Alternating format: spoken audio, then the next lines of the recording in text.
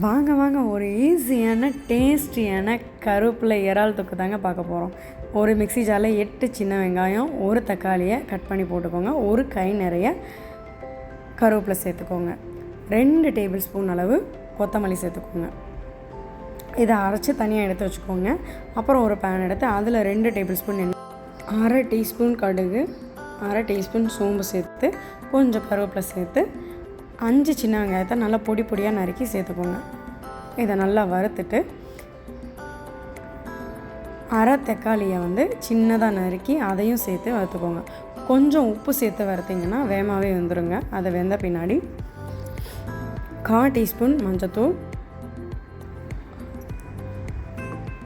1 teaspoon chilli powder, 1 teaspoon மல்லி powder சேர்த்து அதையும் நல்லா வதக்கிக்கோங்க. அது நல்லா வறுத்த பின்னாடி நம்ம அரைச்சி வச்சுருக்கோம் இல்லையா அந்த கருவேப்பிலை பேஸ்ட்டு, அதையும் சேர்த்து நல்லா மிக்ஸ் பண்ணிக்கோங்க. நல்லா ஒன்றா மிக்ஸ் ஆகி அந்த எண்ணெயெல்லாம் பிரிஞ்சு வந்த பின்னாடி கொஞ்சம் தண்ணி சேர்த்து அதை நல்லா வேக விடுங்க.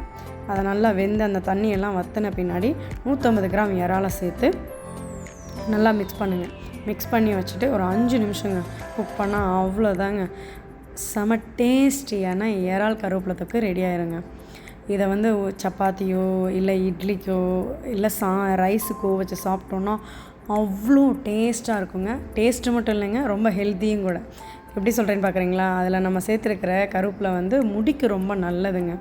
ஸோ அதனால் கண்டிப்பாக ட்ரை பண்ணுங்கள். பிடிச்சிருந்தால் லைக் பண்ணுங்கள், சப்ஸ்கிரைப் பண்ணுங்கள்.